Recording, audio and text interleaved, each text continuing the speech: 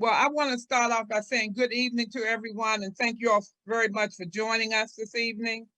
And today is the welcome to the Town of Fairmount Heights Town Meeting for the month of February. The date is February 16th, the year 2022. The time we're designated to start at 7:30 p.m. and we're a few minutes past. I want to beg your pardon on that. We're going to move forward. I want to start off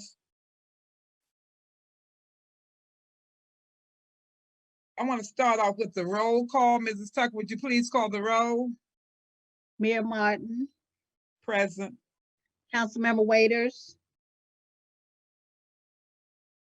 Councilmember Waiters. Present. Councilmember Akundu Walker.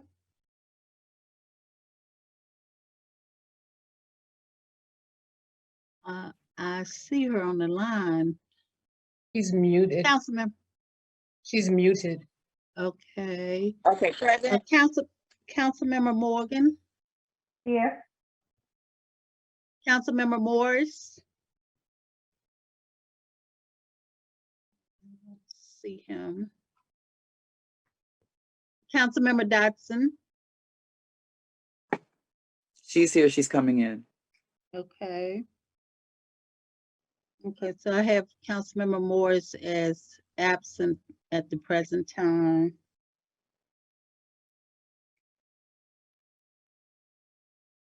Okay.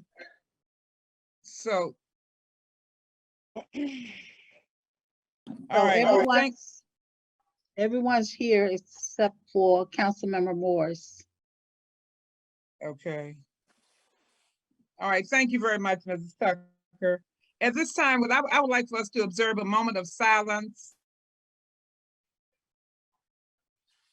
Madam Mayor, if I may, before we go into a moment of silence, can we give some type of acknowledgement for the death of our former council person? We've been in several meetings and no one's actually, even though we know, we've not given or reserved a moment in due respect for former council person Harry Saunders, if we may. We may. And I didn't think of it when we did the moment of silence. So I would please like to make sure that we dedicate this moment of silence to our former council member, Harry Saunders, who served us for possibly 2 terms here in the town of Fairmount Heights. He's a resident of 59th Avenue.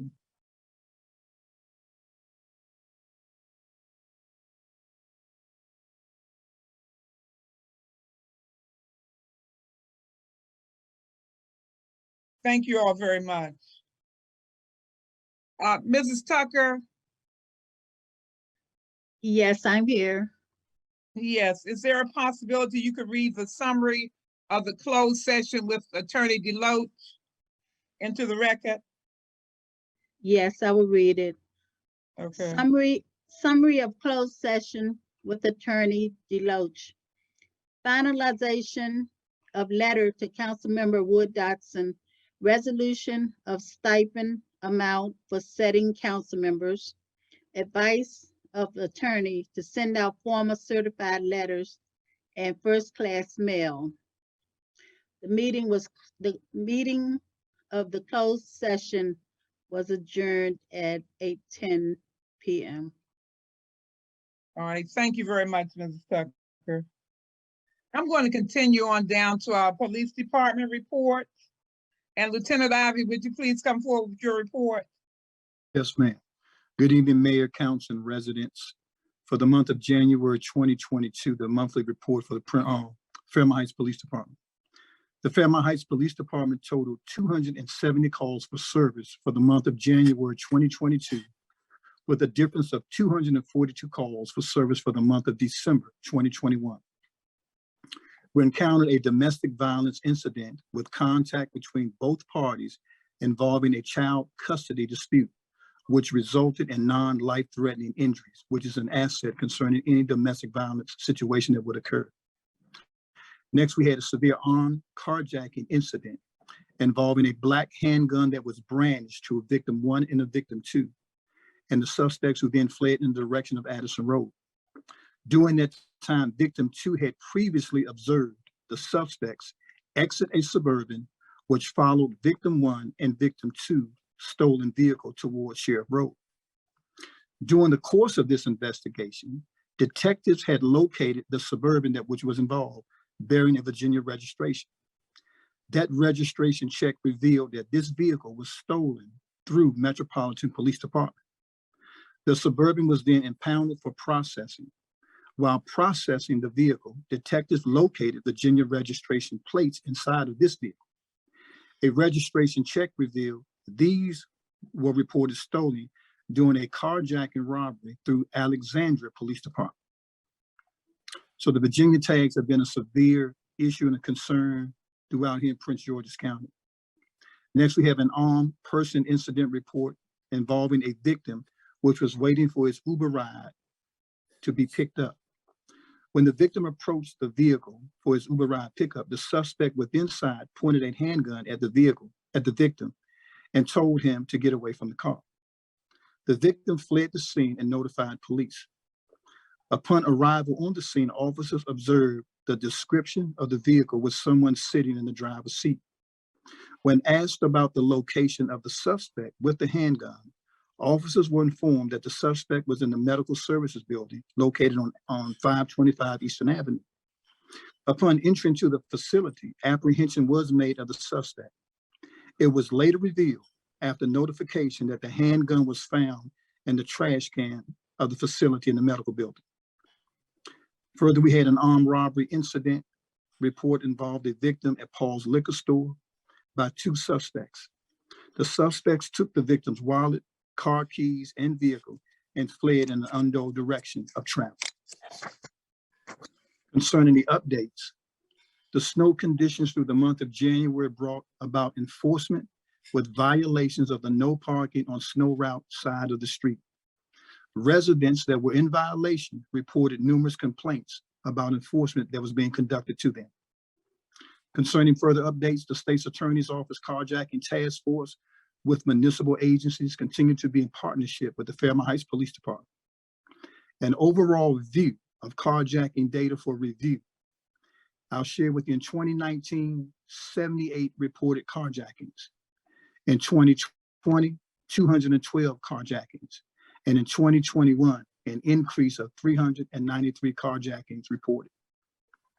The Fairmount Heights Police Department was also able to attend a press conference with the Metropolitan Police Department, the Prince George's County Police Department, with Mayor Muriel Bowles of the District of Columbia, and with the County Executive Angela Alsabrook of Prince George's County, Maryland, along with other municipal agencies, that was held at the Marvin Gaye Trail on Division Avenue in the District of Columbia. The press conference addressed carjacking incidents and cases, especially with juveniles crossing DC and Prince George's County. The cross-border initiative will be a top priority moving forward. And the Fairmount Heights Police Department will, with local law enforcement, were involved and will be involved continually in this carjacking task force operation.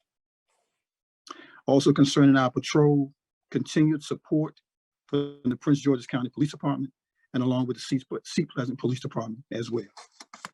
Thank you, Mayor. That will conclude my report for January 2022. Okay. All right. Thank you very much, Lieutenant. You're welcome. All right. Mr. Pinckney, has Mr. Pinckney come Questions? I online? have questions, Madam Mayor. I have questions for the police report. Yes, ma'am. Well,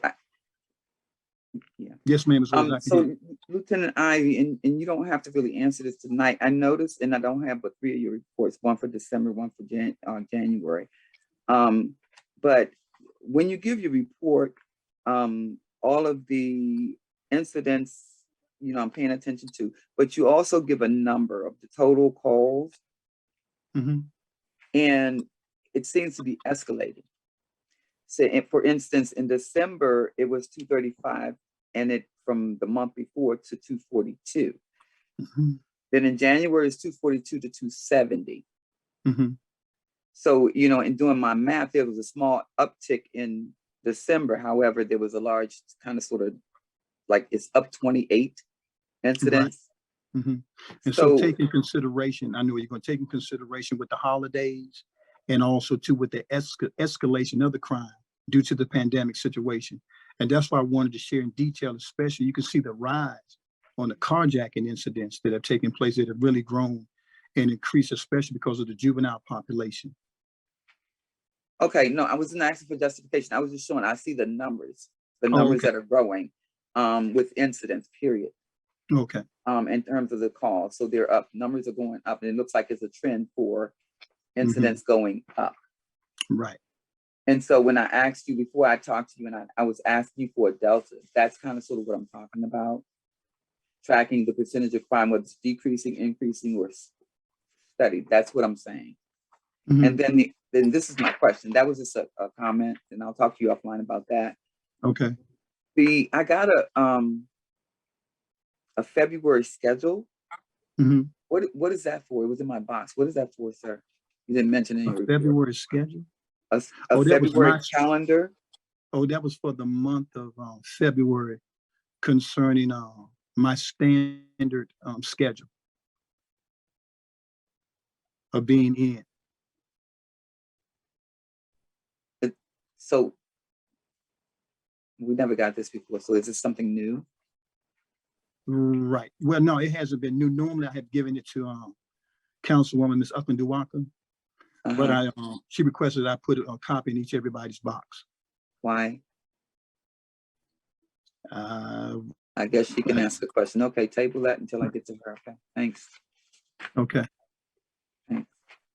You're welcome. Lieutenant, thank you, but there's a question that just came in. How many calls, the question came into the chat box. How many calls did Fairmount Heights Police arrive to? So I assume did you see it in the chat, Lieutenant? No, it came up real quick and I didn't see it on the screen. Okay, how many calls did Fairmount Heights Police arrive during the course of your report? That date isn't broken down. Okay. Can you give that information to Mr. Barnhart was the one that asked the question. Okay, something else popped up. It went away quick. I wasn't able to see it. There is another one saying that per the media, the increase in carjackings and overall crime is countywide. Correct. Unfortunately, these increases are not exclusive to Fairmount Heights. Okay. And so the ones that we had, that's how come I made notification of those during the report. But yeah, it is countywide. Okay. All right. Was there anything else for Lieutenant Ivy before we go down to the code enforcement report? Okay. Thank you, Lieutenant. You're welcome, man. Is Mr. Pinckney online yet? I don't see his name. His name hasn't popped up. So I'll go on. I have a summary of his code enforcement report. This one runs to the code enforcement report for January 11th through February 3rd. Councilmember, are you online? I am. Okay. If you would like to do this, you can, or I'll do it. I have it here in front of me. You can proceed, Mayor Martin.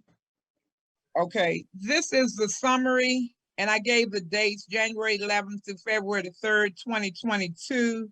During this period, I have issued 5 rental licenses, one for 509 Eastern Avenue, $200, 1018 58th Avenue, $200, 6106 J Street, $200, 5700 L Street, $100, 5524 Addison Road, $100.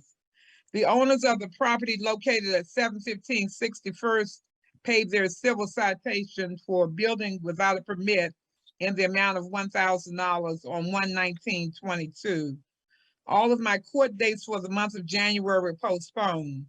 Our office received a complaint concerning a pothole at 1016 58th Avenue. I called Washington Gas on 2/1/2022, and they made the repairs. We also received a complaint concerning a tree in the alley behind 708 61st Avenue. The tree has been removed. On February 2nd, 2022, Sheriff Road Carryout reissued their business license check in the amount of $1,100. I contacted Academy Ford concerning the salt spreader on the dump truck. Some of the residents of the town of Fairmount Heights failed to realize my responsibility to the town. Some may think that I'm showing favoritism to one person or another, which is not the case. My duties as a code enforcement officer is to make sure that all existing and future residential and non-residential structures and premises constitute minimum requirements and standards.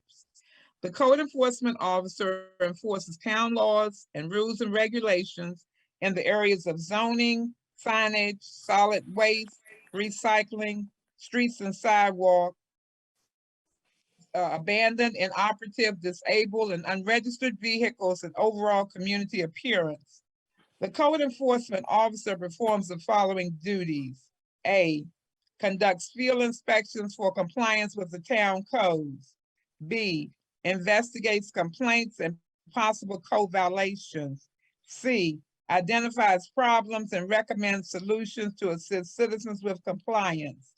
D, develops schedules and gives citizens time frames for corrective actions. E, issues citations and prepares cases for prosecution in court. F, issues the proper licenses for permitted work on or around your properties. And G, issue business licenses. On Wednesday, the second, and I'm not sure which month this was, Inspector Juan Swan of DPI stopped by my office to let me know that the county has placed over $80,000 in fines on the Isaac Brown house located at 715 59th Place for various violations. He stated that another hearing is being held by the Historic Preservation Committee, and he would let me know of the outcome. I have informed Mr. A. Robinson and Mr. M. Thompson, two of our parking lot renters, of our concerns. A, Mr. Robinson is utilizing 3 parking spaces and he's only paying for 2. B, Mr. Thompson's vehicle has expired tags, flat tires, and the vehicle is inoperable. Mr. Thompson informed me that he would be moving the vehicle on the 3rd of February, 2022.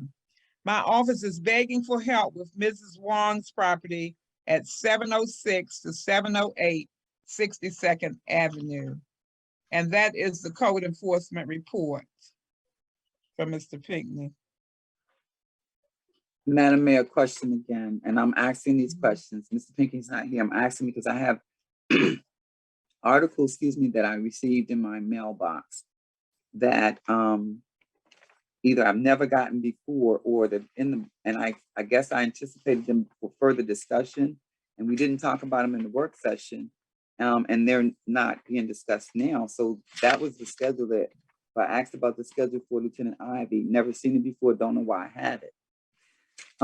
Then there's another case document that I received, District Court of Maryland, Town of Fairmount Heights versus Mr. Hamilton, with a description. I don't know why I have this. I have read it, but why do I have it? Well, why? the only thing I could tell you is that it was put there by the code enforcement officer for it's probably concerning that whole resolution of the Hamilton lot, because that lot it has to be cleared according to the court reference. The last day that Mr. Pinckney went to court, I will let him explain the other reasoning behind it, but it has the petition, the black petition that's going all the way around, and he was making it into like a storage facility. So the court ruled that it has to be cleared, and it's going to have to go back to some other usage, but he cannot use it as a storage facility out there on Sheriff Road like that. So, anything else concerning that, you're going to have to get it from Mr. Pinckney.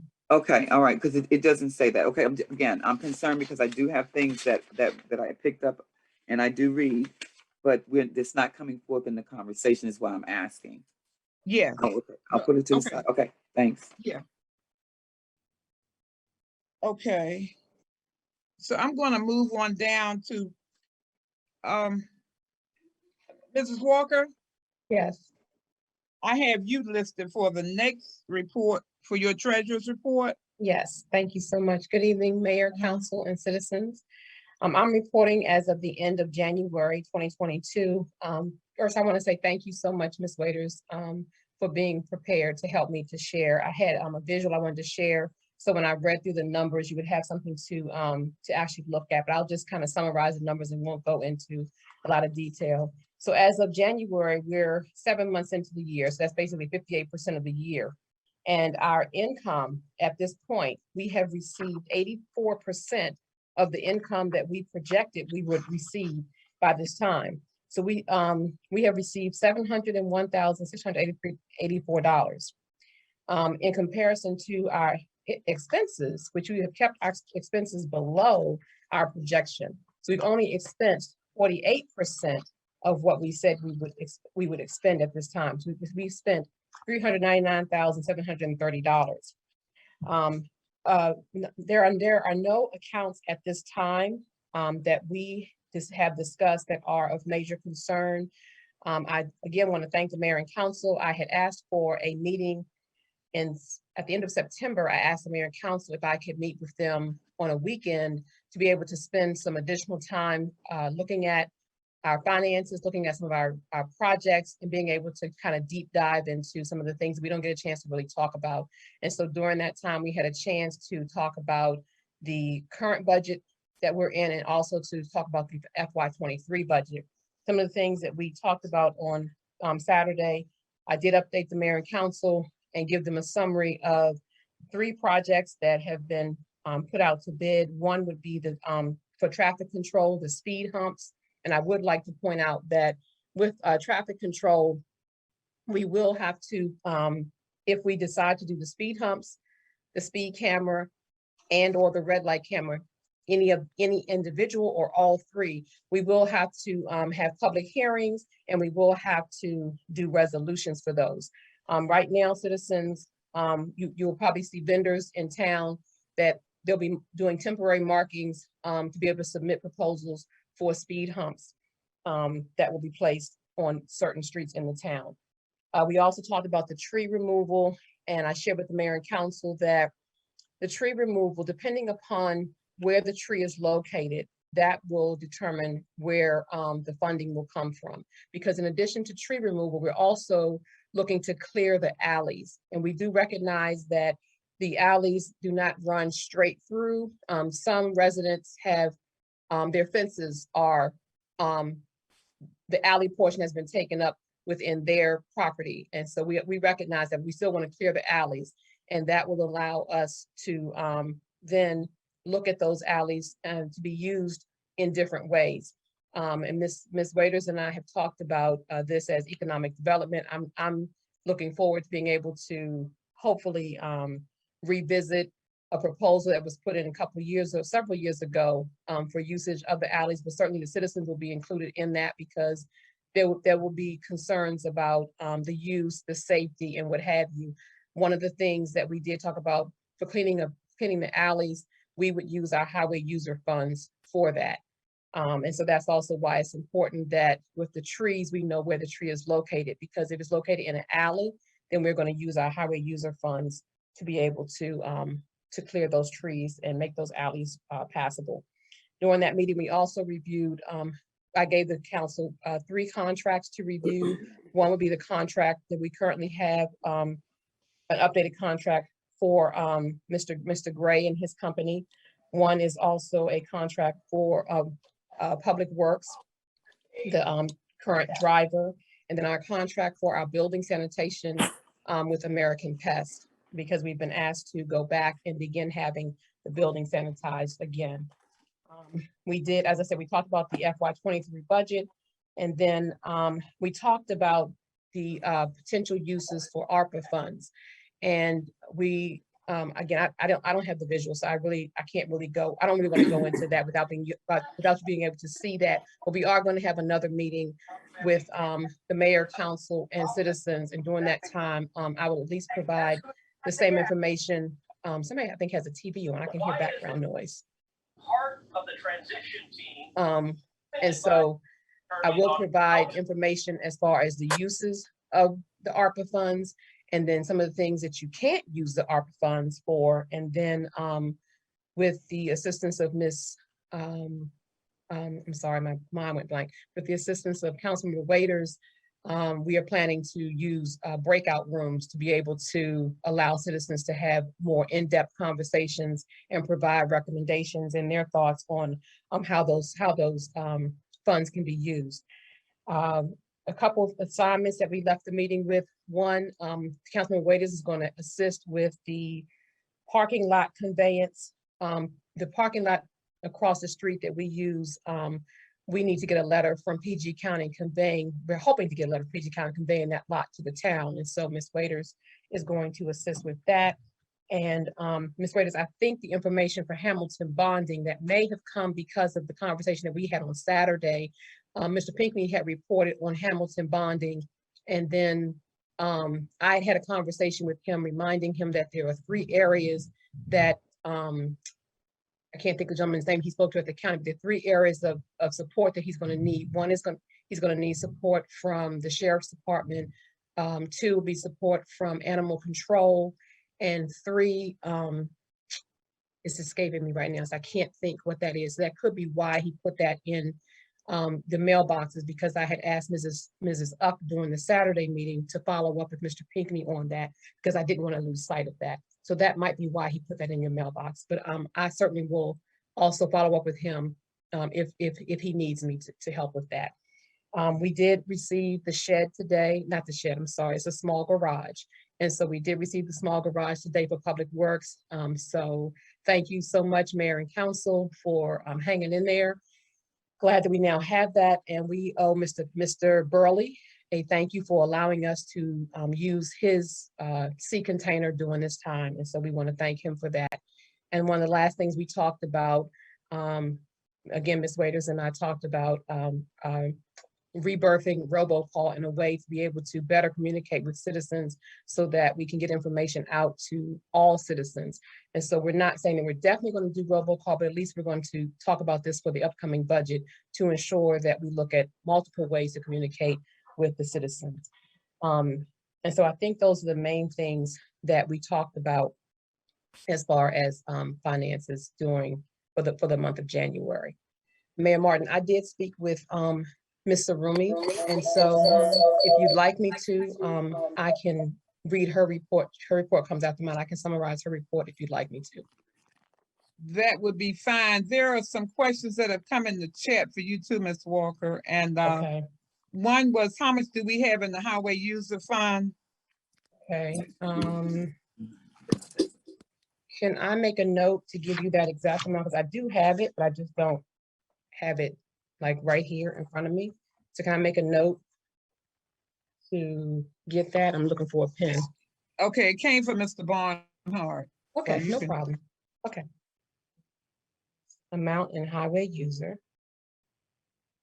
Okay, and let me, if I could take just another few minutes, let me just say this. So Mr. Barnhart, there are two elements to highway user. One is the funds that we receive on a quarterly basis. And those funds go directly into the town, or I say churches, into the town's operating account. And I'm glad you asked this question, because that reminds me of something else we did talk about. And then we also, from 2014 to I think 2018 or 2019, all municipalities were receiving less money from highway user. And so they, the governor's office offered every municipality what they called a one-time grant. And so you had to say yes or no that you wanted the funds. And just basically it was additional funds they would give you. And you have 10 years from the time you received those funds, to use those funds. And so, again, I'm glad you asked that question, because one of the things we talked about on Saturday is I asked Mayor Martin and Councilman Morgan to ensure that we move the funds that are in the town's regular operating account into the town's highway user account. This is not something new. We've talked about this several times, just kind of putting a time limit on it. I really would like to get those funds moved so that regardless of who's serving as treasurer, I don't want anyone to look at the amount that's in the operating account and not know that there are funds that are in it that are restricted. So I'd like to get those funds out of there so that they're in the highway user account. But I will get that information to you. And we also had a second thing we talked about moving the ARPA funds into an account just for that, because again, same thing. I want to make sure that any funds you have that are restricted, that they're in an account that's separate from your operating account. So those are two things that we did talk about on Saturday as well. I'm sorry, Mayor Martin. You said Okay, another yes. question? Yes, the other question is, has the streets for speed control been identified along with the RFP? Same question for tree removal, and have the trees been identified?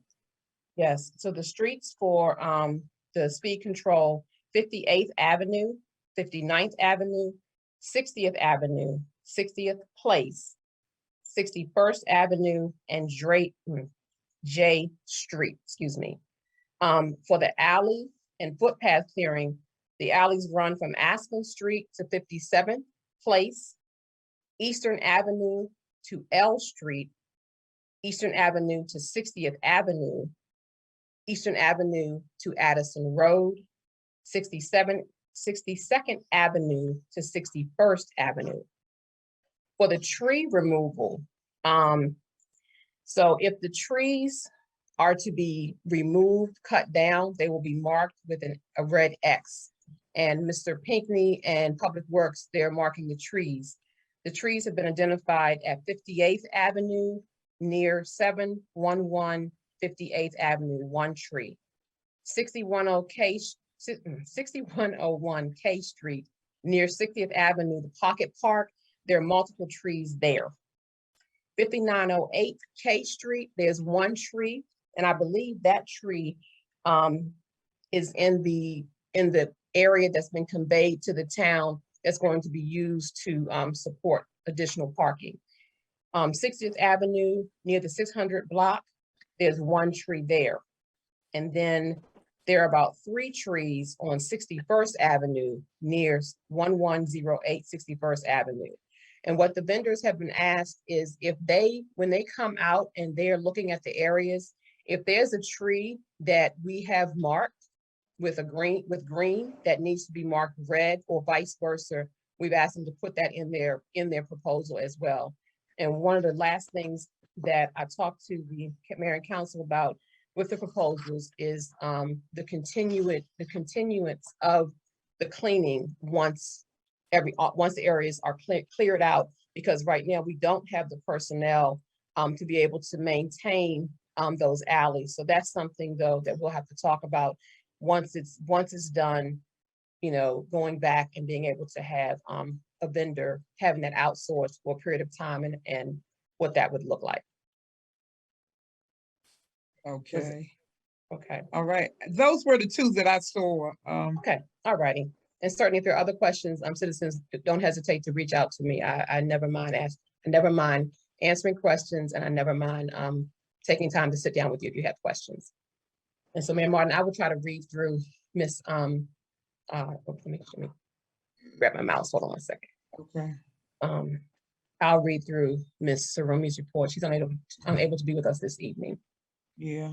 So I just summarized the report that she gave us at the staff meeting and then into the work session. Franchise agreement between Fairmount Heights and Verizon expires on November 21st, 2022. Renewal must be done 30 to 36 months before the expiration date. So I'm assuming it's already been done because that time period has passed 30 months. Municipal curbside recycling agreement. The current agreement expires October 31st, 2022. If renewed, the terms, conditions, and prices will remain the same. The period covered will be November 2022 through October 31st, 2026. The agreement must be submitted by the 20th of this month, and the package must include the signed agreement and a certificate of insurance. It can be submitted electronically. Updates for Channel 11, they must be submitted via a Word document or JPEG, and you can submit those directly to Mr. Gray, and in her report, she provided his email. Job announcements, there are 2, Public Works for a laborer, and she has received 3 applications, and those candidates were scheduled to be interviewed this week and possibly, I think, next week. Police Department, the Chief of Police position has been announced.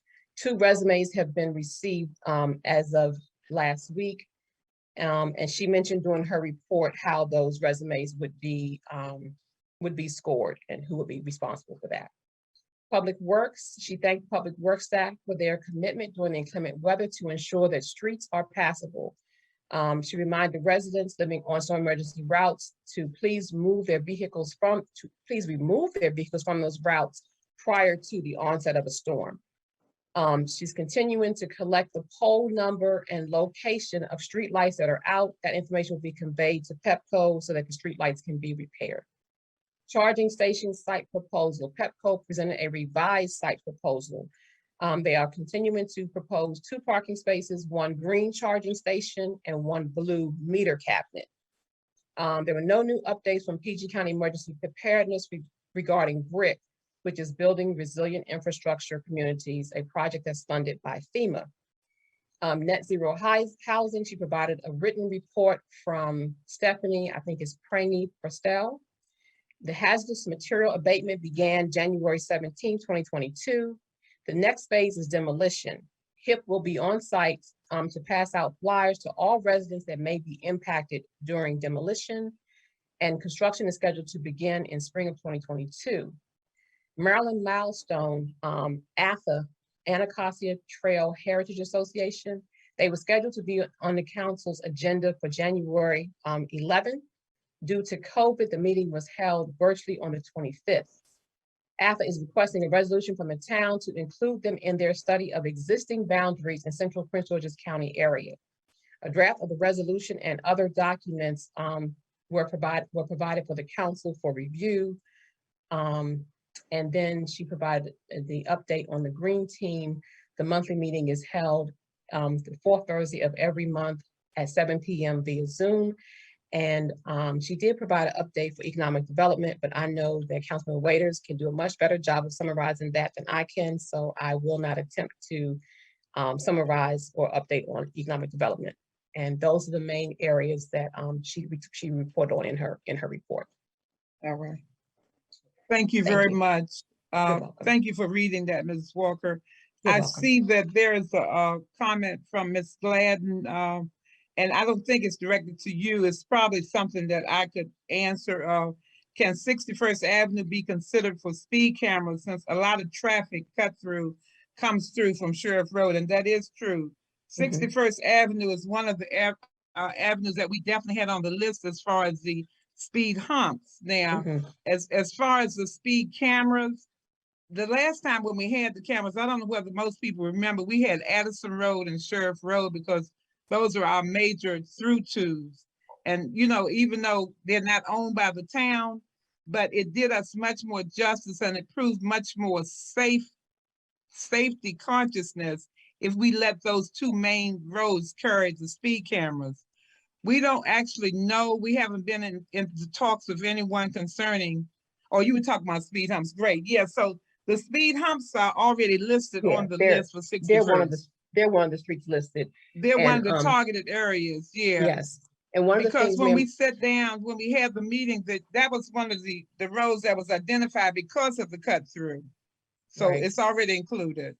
Okay. Right, and I just could say this one thing about the speed cameras, and Ms. Gladden, Councilman Waiters had pointed out, I wasn't aware of this, that they had made a change to the speed cameras, and you can now have speed cameras in non-school zone areas. So that is something that Ms. Waiters and I are going to work on and begin to get the information that we would need to be able to come back and have a conversation with the citizens, about being able to place speed cameras within the town, not just on the outskirts. But right now, I can honestly say that I don't have enough information on that to know what the new regulations are and what we are and are not able to do. But that's something that we are going to work on and be able to come back and give you guys more information on that.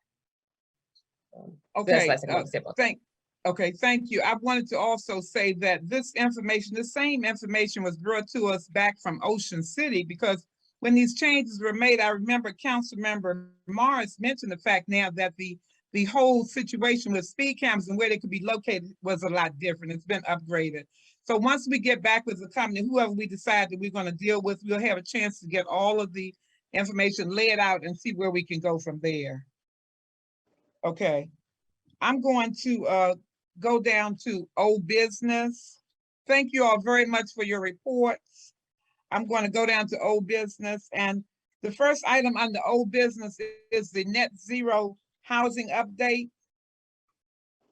The net zero housing update. And that particular update, there was a meeting, the members of HIP and their staff, and there were two other people that came along with Stephanie to our meeting, to our work session. They gave us some great information concerning the progress on housing initiative project for 60th at the site of our old town hall. So we actually talked a lot about the microgrid and the little section that will be called either Fairmount Park or whatever name that we want to include. There is an area there where it's going to be directly in front of the microgrid, and it's going to be sort of historic. And I thought that was very interesting conversation, and we're going to revisit and talk with them again. We didn't ask them to come back to the meeting tonight because they had been in our work session, but I have a copy of all the information and any updates that we have that can be available if you would like to get the timelines for phase 1, and that's for the 6 homes on 60th Place, which is saying that in the fall, the drawings will be complete and the modular building reviewing plans, and in late fall, permitting, final pricing and demolition, in the winter, the start of the site work and construction, and in late spring, completion of 6 homes on 60th Place. Now, you know, these timelines might change around because of COVID or other things that are happening with the shipping and processing, but that's where we are as far as the net zero homes are concerned. I wanted to include that. I put that in for old business so we could talk about that a little bit. And I expected that possibly Mr. Rooney would be here to add more, but since she isn't, I'm wishing her a speedy recovery because she's ill. I have another item. Madam Mayor, I'd just Yes. like to add also that we are getting the presentations for the 6 net zero, but there is one additional one right by the town hall. Yes. That, yeah, just wanted to make sure that we start including that because that's going to start too. Well, actually, the demolition on the garage actually did start foot 7. Yes. Mm-hmm. Just wanted to make note of it. It's a part of the same project. Yes, and there's that 7 at the 60th Place location and 1 over on Giles. Yeah, because that one doesn't get as much mention. I guess Right. because all the other houses are right there together. Yes. Okay, I'm going to continue down to item number 2, which is the Anacostia Watershed Letter of Support. This was mentioned during our work session, and it's a letter that's very important for us to be able to move forward and be included in this watershed, in the Anacostia watershed. I'm wondering if the council members have had the opportunity to review and whether you will give a yay or a nay as to whether we should send in this letter of support and become attached to the Anacostia watershed, or yay or nay is what I need tonight. You calling for motion, Madam Mayor? Yes, is it? I want to find out whether everybody has reviewed the information, and if so, I'm calling for a motion. Okay, I have. I have as well, Mayor Martin. I think what most impressed me was the fact that this project is going to support and sustain 565 jobs. And that would employ some of the unemployed within the town of Fairmount Heights as well. So yes, I'm in agreement. Okay. I'm in agreement as well. All right. Okay, so any other members want to make a comment? Then I'll accept the motion.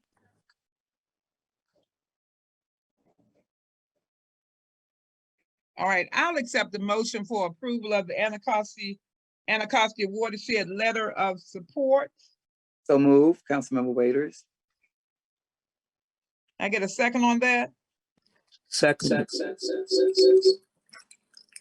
Was that Councilmember Wood Dotson? Yes, it is. Okay. It's been properly moved and seconded. That we approve the support letter for the Councilwoman, I didn't hear you. Okay. The letter for the Anacostia Watershed Letter of Support be mailed off and sent to their attention so that we can become members. Are there any questions on the motion? If there are no questions, Madam Secretary, would you please call the roll? Mayor Martin, Yes. Councilmember Waiters, Yes. Councilmember Uckendall Walker, Yes. Councilmember Morgan, No. Councilmember Morris, Yes. Okay. All right, and I think oh, I'm Councilmember sorry, Wood Councilmember Dotson, I'm sorry. with us. Yes. Yeah, okay. Yes. All right. Thank you very much. The ayes have it. Any nays? There was one nay. Any abstentions?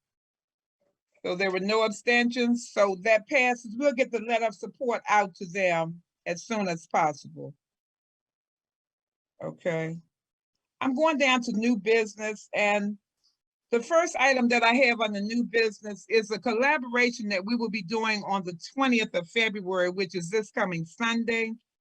It's a collaboration with Solid Foundation, which, as you all know, is Latasha Ward's organization. It's a nonprofit that has been doing a lot of different, they did the book bag project with us, the bread project, and she has given us the opportunity to participate in COVID testing, a food giveaway, and we're going to have the opportunity for residents of the town to register for one COVID kit until we run out. We only have 167 kits. So the first people that register to get those 167 will be able to get a kit for your home use. Now, all these things will happen on the 20th, which is Sunday, between 10 and 2. There is a flyer that's going out for everyone to see that I would please like for everyone to come and participate, because already Ms. Ward has already she bought a lot of canned goods this evening. She bought some water. She bought Starbucks products from Starbucks, and she's going to bring in more so that by Sunday, we're going to have a nice supply of things that people are going to have an enjoyable time and just a nice little snack. And the main thing is going to be the ability to get a COVID test, one of the instant tests. And then there is a registration to get one of the town COVID kits. So it's going to be a worthwhile day, and it's from 10 to 2 on Sunday, the 20th. So I wanted everyone to know this by way of the meeting tonight, but it will also be sent out in a flyer. Mayor Please. Martin, Councilwoman up here. Just Amir mentioned, my mass starts at 10, but I will be there to participate directly after my mass. Thank you, because we'll need one person that will be on the door monitoring in case somebody comes to the door and they have to come in to maybe pick up a bag or something, to make sure we get the temperatures taken and that everyone is, has the hand sanitizer and has on a mask. So we'll need all those things done. You got to have, somebody's got to jump in and help do them. So I'd appreciate that.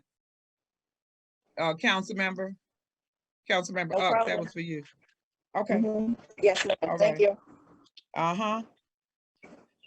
Okay. Madam Mayor, I'm Yes, sorry, while ma'am. we're here, would you like me to elaborate on the registration form?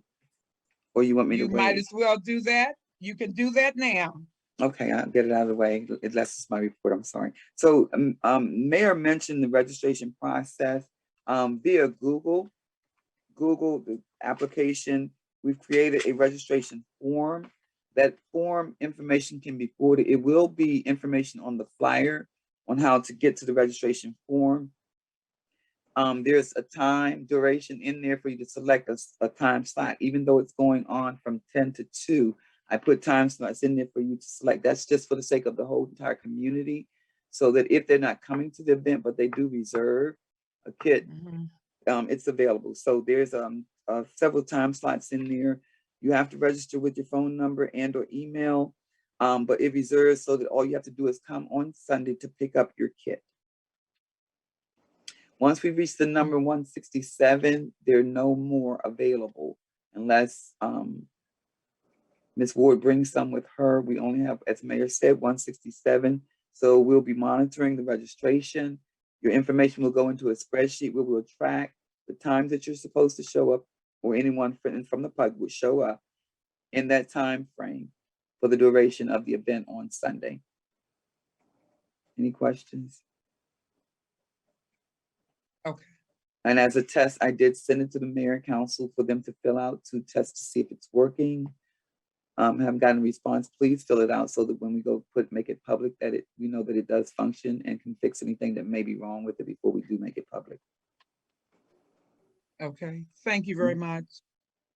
All right, we're going to continue down to item number 2 on the new business, and that one is the Board of Elections update. I had gotten a text message from the board, one of the board members for the Board of Elections. I think she might be able to come online. Megan, are you online? Okay. If she isn't, I can just give you the information. I don't know whether Mr. Patrick is online or Francia is online, but I will give you the updated information from the Board of Elections. Last night we had a meeting and it started at 6 o'clock, and it was to update I had to give the council, and it was open to the public, the update for the recertification for the recall election. Now, this was previously scheduled, I think it was the 22nd of November.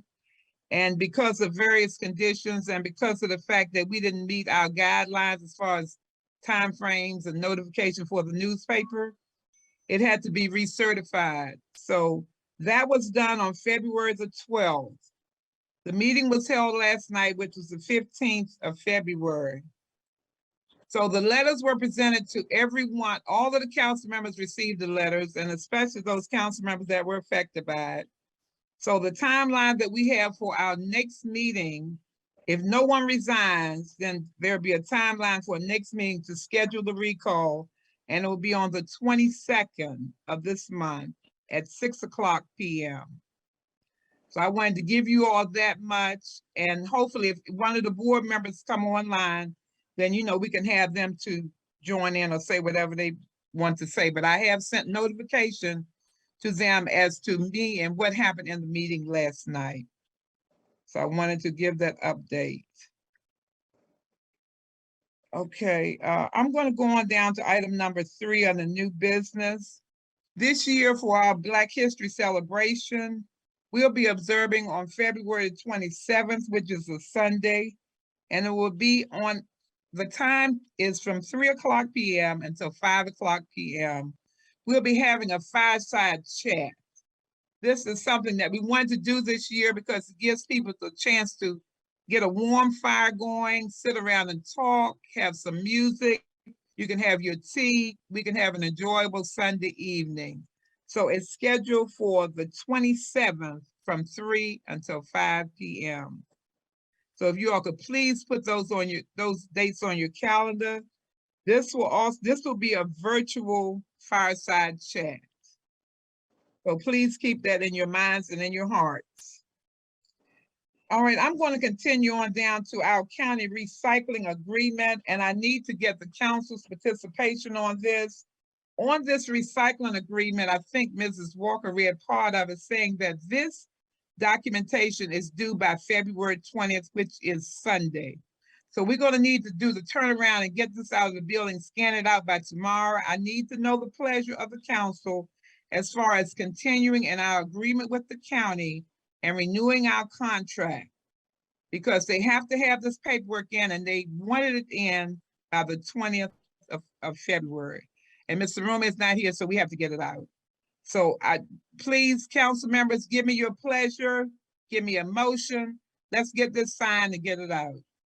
I move, Madam Mayor, that we move forward, being that we have received the information prior to this meeting and had ample opportunity to review it, that we move forward with the agreement. Can I get a second on that? Second, Councilwoman Up. Okay. Mayor, It's been Mayor, can Ms. Tucker call the roll? Yes, she's going to. Okay, As soon as I finish, I'm going to have her call the roll. thank you. Mm-hmm. Okay. So, are there any questions on the motion? No. If there are no questions, Madam Secretary, would you please call the roll? Mayor Martin, Yes. Councilmember Waiters, Yes. Councilmember Akendu Walker, Yes. Councilmember Morgan, Yes. Councilmember Morris, Yes. and Councilmember Dotson. Yes. All right. Okay, I think we have everyone. All right, thank you all very much. The ayes have it. Any nays? Any abstentions? Thank you all very much. We'll get this out and fax back over. Well, we're going to scan it over to them tomorrow. So that'll be out of the way. Okay, thank you all very much. I'm going to continue. I see someone has in the chat box, Mayor, you mentioned it was open to the public, but no virtual access information was sent with the meeting notice. I assume this was the meeting last night. Was that Ms. Gladden? Yes, Mayor, the meeting last night, yes. Yes, Thank you. the meeting last night was open, so we didn't send out anything because people could come in if they liked. And I think when Mrs. Tucker, how did you send the notification? I don't think, we didn't open up a line, no, because we had it accessible so people could come into the building, and about 5 or 6 people came in. But we didn't send out any information to to open up a access line, a Okay, virtual thank you. access. Okay. All right. I'm going to continue on down. I wanted to just give a little update about the Addison Road hearings. Now, for Addison Road development that's right up at the old Fairfield Farms location, I received an email today saying that they have received the second approval to add 321 more new apartments to their development. So I wanted everyone to know this because it directly affects us. We are right in the middle of Addison Road. And already, the traffic is down to 1 lane when you get right in that section where those new developments are. And this is going to make it even more of an issue. So I wanted everyone to know that they have been approved by Park and Planning to add 321 more units to that area. So it's something we really have to keep a watch on because it's coming at us. It's really coming at us. I wanted everyone to know that.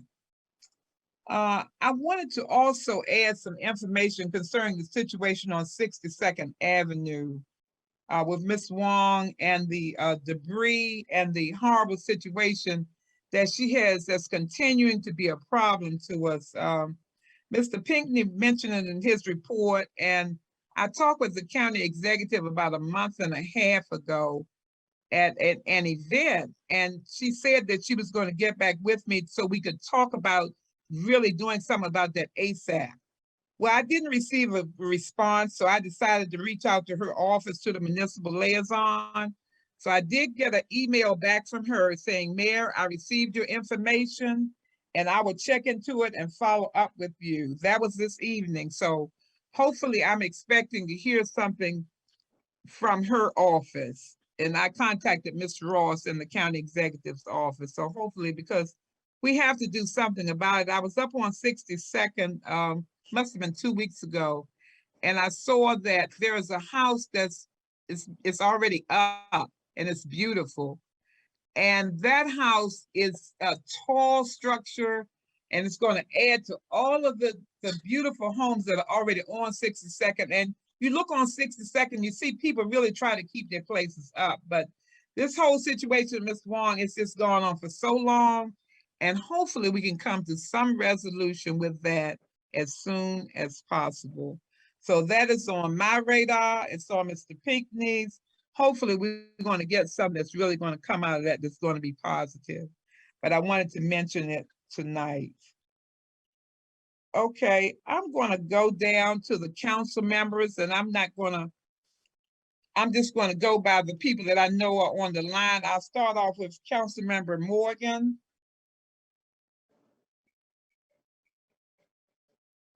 Councilmember Morgan. Okay, Councilmember Uck. Yes, Mayor. I'm Um, ready for your report. Okay. Sorry, Mayor, my computer froze for a All second. right, So go ahead. all right. Okay. I've attended all meetings required and asked by mayor and council, both in person as well as virtual. I thank Councilwoman Waiters for the help. And I do believe my upgrade in phone made things a little bit better for myself as well. A question was asked in January's work session on the reserve. That action was stalled. I please ask that you refer to the Freedom of Information Act, where you can request the minutes taken by the former clerk of the council before her resignation.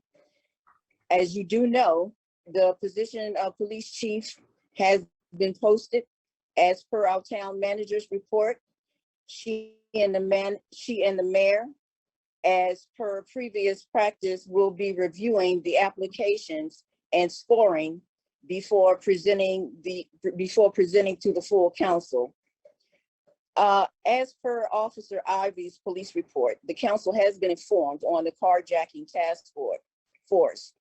But I would like to thank the citizens for the alert that was emailed out to the mayor and council. I would like to take that particular information and to format it into a flyer and distribute it to the community to make all aware that we're not on the email, to include some, and which will also include some other safety tips that I've been made aware of. During the meeting with the treasurer, we were informed as to what could and could not be used by ARC funds. What I took away from it in reference to the police, ARC will allow public safety essential personnel to receive premium pay. The public safety meetings will resume on the fourth Friday of each month, effective March 2022. All members will be contacted with time. I also received an email with the suggestion to present the Neighborhood Watch program. I am looking forward to suggestions by email and or suggestion box in the town hall for discussion for that public safety meeting. And that would conclude my report. Oh, one other thing, I do apologize. Mrs. Waiters had a question as to why the Officer Ivy's schedule was in her box. The request for a schedule was made prior to this administration some time ago. I just reminded Officer Ivy that it had been some time that we'd received one. And that will conclude my report. All right, thank you very much, council member. All right, Councilmember Morgan. Yes. Good evening, citizens. Councilmember Morgan. On the last meeting, I reported that if you are a Kaiser insurance carrier, then if you purchase test kits outside of the area like CVS, Walgreens, Safeway, and if you are a Kaiser insurance carrier, if you have your receipt, they will make sure that you get reimbursed your funds. Okay. Also, they are doing testing. I gave up the website for curative.com. They have testing in DC, Maryland, and Virginia. You go on the website. They also, once you go to the testing stations, they are giving away free kits also. Okay, Mayor, we talked about the recycling for Prince George's County. A lot of the citizens were calling the office, Ms. Tucker said, concerning, are we gonna be picking up bulk that Jolene Ivy had issued a statement, and they supposed to started on the 14th of this month. Well, of course, that doesn't pertain to Fairmount Heights because we are an incorporated town. So it's the ones that are outside of the incorporated town. So I'm sure a lot of members have other family members who have called them to ask if we were doing the bulky pickup. So we are not. Just wanted to let the citizens know that. Also, in Ms. Rumi's report, she mentioned that we would be interviewing, that we had 3 applications for labor. We did interview them on July the 17th. The town manager, Doris Arumi, McKinley Hill, the public works supervisor, and we interviewed 3 laborers. The hiring process will be completed soon. Okay. Also, we did get the shed today, and the public works staff were very excited. If citizens go near the building, the shed is now up. We received it on today between 1 and 2 o'clock p.m. Please get a chance, go past and see the public works shed. Thank you. That's my report, Mayor. Okay, thank you very much, council member. Before we proceed on down the line, I wanted to add some information because that was one item that I left off of my list here. And it was the letter that came from the county executive concerning the curbside bulky trash collection. That's what they're calling it. And I really want to read this information because I had Ms. Tucker to start a flyer that we're going to be sending out that lets everyone know, because I didn't realize that so many people were starting to put bulk out thinking that we were a part of this whole new mandate, and when we really aren't. So I wanted to read this into the records, and it says, new curbside bulky trash collection for Prince George's County residents begins this week. Starting this week, residents can place up to 2 bulky items at their curb with regular trash. County Executive Angela Brooks is reminding residents that starting this week, Prince George's County is rolling out a faster and improved curbside bulky trash collection pickup that will allow residents to set out 2 bulky items or 2 trash bags with small household items per week with their regular trash for pickup from their county-provided trash hauler. This enhanced service allows residents to dispose of unwanted items in a timelier manner, cuts down on wait times, and eliminates the temptation to dump illegally. We are working hard to help residents clear the curb by modernizing and streamlining our waste collection services, especially in the area of bulky trash, said Brooks. We heard from residents that it was taking too long for bulky trash pickups through our current appointment-based system, and we listened. With our new and improved curbside bulky trash collection program, it will be quicker and more convenient than ever to get rid of unwanted bulky items from your household. All bulky items placed curbside need to be too large to fit in a county-issued or regular trash cart and need to be placed next to the trash cart for collection. Bulky items placed in other areas at the curb will not be collected. Acceptable items that can be left curbside include doors and cabinets, hot water heaters and push lawnmowers, mattresses and box springs, furniture such as sofas, coffee tables, bed, head, footboards, dressers, tables, chairs, etc. In lieu of 2 bulky items, residents can also place 2 large trash cans with small household items per week with their regular trash collection. And examples of smaller household items include knickknacks, home decor, small kitchen appliances such as toaster ovens, blenders, air fryers, and crock pots. Miscollection should be reported through Prince George's County 311. White good items, which include large appliances like refrigerators, freezers, stoves, washing machines, and dryers, and scrap tires will be accepted by appointment only. Residents will be able to schedule appointments for those items by contacting PGC 311 or going online. The new curbside bulky trash program is available to over 175,000 county households that have county-provided trash collection service.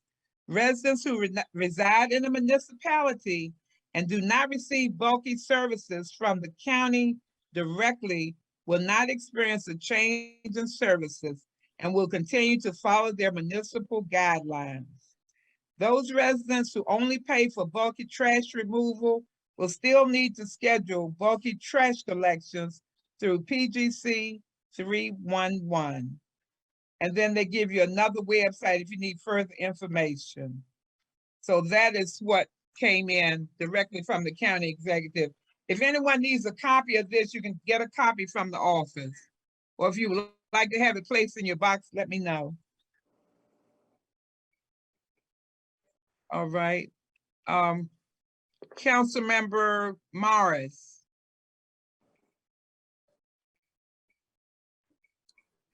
Nothing to add at this time, Mayor. Okay. All right. Councilmember Wood Dotson.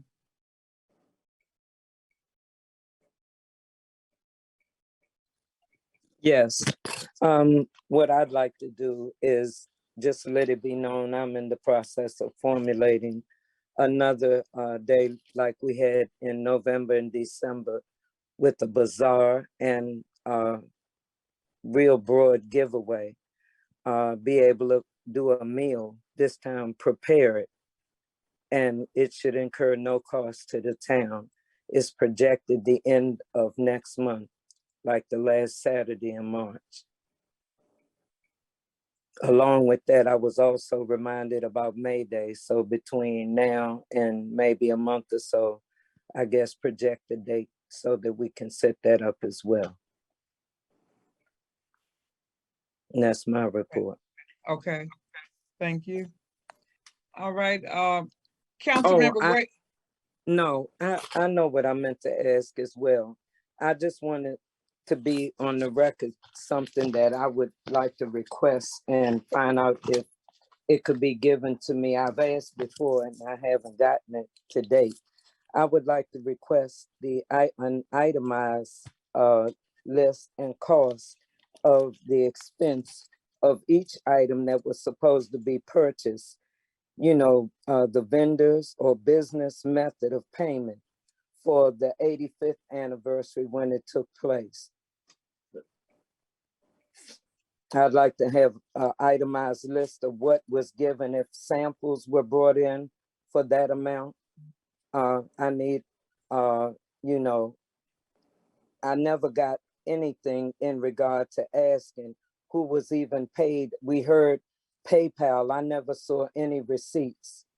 So I would like to have documentation of what I'm asking. And if that could be, you know, put on the record, I'm sure that will be in the minutes. Okay, Councilmember, are you requesting this from the treasurer or who are you requesting it from? The treasurer or whoever was involved in, you as well as myself know that we were shut off right at the door at the Camelot, and you as well as myself, even though I explained you were the mayor, you weren't privy to any information if you remember. So, I mean, whatever the treasurer has, whatever can be acquired, I'd like to, you know, have documentation of the samples and everything in regard to that date for the 85th anniversary. Okay. All right. All right. Thank you. Uh-huh. All right, Councilmember Waiters. Councilmember I'm sorry, Madam Waiters. Mayor, can you hear me? Yes. You can hear me? Yes. Okay, I'm sorry. Once again, most of what I do have to report on, Ms. Walker has mentioned in her report. Ms. Sarumi has mentioned in her report. Well, I'll reiterate with a short mention. She mentioned for the public hearing concerning the AP, whatever the acronym is, for our planning that we would do breakout rooms per the interest of each member, and I'm working on that. With that, we were supposed to have a stakeholders meeting this month. And once again, I think we need to either incorporate some of the efforts in the same meeting since we are planning for the community, rather than have a separate meeting for economic development, although we do have a planning meeting this month that's regularly scheduled. So I would like for Madam Mayor, the Mayor and Council to consider some of the things that we would have entertained for public discussion in that meeting that we're planning to have for the spending of those funds. That's a request for consideration. Okay. I did mention the registration form. Yes. Ms. Walker did mention the other two projects that I'm working on with her, parking lot conveyance and as well as robocalls. I would like to add to that the emergency management piece. Improving our communication efforts. And with that, I've made the suggestion before, and I make the recommendation that when we send the flyers out, although it's a hard copy, anything that is a soft copy posted onto the website and or sent via email or Google form, that the link, there's always the opportunity to put a link so that the citizens can click on just a word or the link and have access to a meeting or a document that we're trying to share. Okay. The Black History Month flyer, per the request of the mayor, I did create that. As I mentioned just now, I'll make an automatic link. Once it's posted on the website, citizens will be able to join that session or that event just by clicking. I won't mention the green team. I'm gonna do a couple of logistical things in a minute. You mentioned the Anacostia Trail. So my last thing that's of great importance is the UCAP. I attended a UCAP meeting on a couple of weeks ago. And I think it was on a Thursday, and there's another one that's pending. I will provide that information once I get it. I got the information in a moment's notice, but I'm glad I did accept. UCAP presented the visual renderings for the project at 711 Eastern Avenue. They presented actually a visual of the building, what it's going to look like. I've asked for that to be sent to me. I've yet to receive it. And we still have a pending meeting with them for them to present to the community for both projects. So I'm saying that I'm still seeking the renderings since they didn't have them before. I have seen them, and I'm now asking for a copy to present to the mayor and council, as well as them to come and do the same presentation in the community for the 711 project. With that, it was mentioned that there's on the corner of, what is that, 58th and Eastern Avenue, there's a home there, and there's some type of variance at the back where the property actually does belong to the Mellon's Crab House, or that property that they purchased. And they have to work out the variance with the owner. Okay. And that for right now is all I have. For logistical purposes, I have something that I'd like to share from the last meeting. We're in the capability to co-host as we do these virtual meetings. The coordinator, whomever, whether it be Mrs. Gray or not, is hosting. There's no one that can co-host. There's no co-host. There was no ability to be able to share the screen And for me, Madam Mayor, again, these are, you guys know I'm technical. For some of the things that we're talking about when we present, as such as the agenda, can be visually displayed as we go through certain documents. The citizens can read along with us the same way that we place a hard copy in their seats or make it available when we're in a public meeting in person. So I just make that suggestion as we move forward, that co-hosting or the ability to be able to share documents such as the agenda, so the citizens can be aware of what we're talking about. All right, thank you. Okay. I'm not sure, as far as the agenda, I think that went out. Mrs. Tucker, did you send out a copy of the agenda when you sent out the information to the people on our list, the citizens on our list? Is Mrs. Tucker still Oh, on? yes, yes, I did. You sent I out the sent out the agenda? agenda. Okay, all right. All right. Okay, I do see one question here. Was that it for you, Councilmember Waiters? Yes, ma'am. Thank you. Okay, I do see the top of a question here, and it says accommodated for registration purposes. Also, how will duplicates such as multiple registrations for the same household be monitored? I can attempt to answer that. You have something there, council member? You can make a comment. No, I can answer the question, but I'll allow you to. Well, I was just going to say that we only have a certain amount that we can give, and as the members come, we don't have a master list, and I don't know how else you put it. It was supposed to be designated so that one per household. That was our original plan, and I didn't talk about that in my report, but we had plans to get 500 kits, and we were going to give one to each household. It didn't work out that way. Our list and what we ordered got bumped, so we had to wind up getting what we could from the county. So that gave us 167. So we had to get a strategy together so that anyone from the town that actually lived in the town, and we would have to go by the master, that only the major master list is that census list to use to verify the identities of the people who actually live in the town, that they would be eligible to get that one kit. But we need to know the interest, because there were so many areas that are now giving out kits. We talked about the schools, giving out kits on, I think is it a weekly basis, council member? Yes. Can you hear me? I can hear you.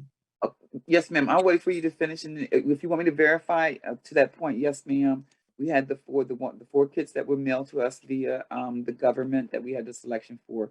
And every week, bi-weekly, students at school are receiving a kit with 2 tests in it that they have to do. And then we're monitoring their responses. They take it over the weekend, and we get the response, the list of who, if they did not return any results, we get that list. So yes, we are providing tests. And I myself, as I mentioned to the mayor and council, I get the test as well. Yeah. Okay, so that's why I don't know whether that completely answers the question for the person that posted this in the chat. And I can't see the top of the name here, but they were asking about accommodations for registration. How will the duplicates and the multiple registrations from the same household be monitored? So we're probably going to need to pull out a list from up in our master list in order to verify. If I may, Madam Mayor. Yes. So in reference to the seniors, and I did have that concern for those that were homebound, whatever the age was, of those that need to be accommodated. On the form, if I was able to display it, I would. And if anything needs to be added or changed before it goes out, it's just a small change. So the form actually asks for the email and asks for the phone number. It asks for whether preference to be to contact it, and it does mention mail. So I would suggest for those persons that are the seniors that need help, and for those that may need extra accommodations to make the reservation, that a phone call, because the phone number is available to the town hall, And I would ask them, I'm not putting you on the spot, Miss Tucker, but when that phone call comes in, that reservation is taken. We only have 167. If people register electronically, it goes into a spreadsheet. Ms. Tucker would have access to that spreadsheet. So as we get check-ins by email, or whether we get, whatever the selection is, the spreadsheet that's created automatically populates once they register. And then the hard, let's say, in-person part is that they're calling. And thank you, Ms. Gladden, for that question. They would actually call, but Ms. Tucker, we have to track the calls and the spreadsheet in the down count from 167 down to none. Any questions? Am I clear? You understand? Did that answer the question? Well, I think basically. Mr. Green, he says, okay, so Madam Mayor, you can go ahead, and he said that I can share the screen so I can show real quick. Okay. But you can go ahead with what you're doing, and I'll just get ready. Well, basically, once you get ready, I'm going to go to public participation because you were the last person. Yes, So if you want to go on and put that, yeah, you can go ahead with public participation. I'll get it ready, and then I'll let you know. then you can and come then- back. Yeah. Okay, yes, ma'am. Okay, I have one other question that's in the chat. It's saying Christmas bonuses to previous and sitting council members. If they wait a minute, that has not repaid the town, if not, will they be receiving a letter?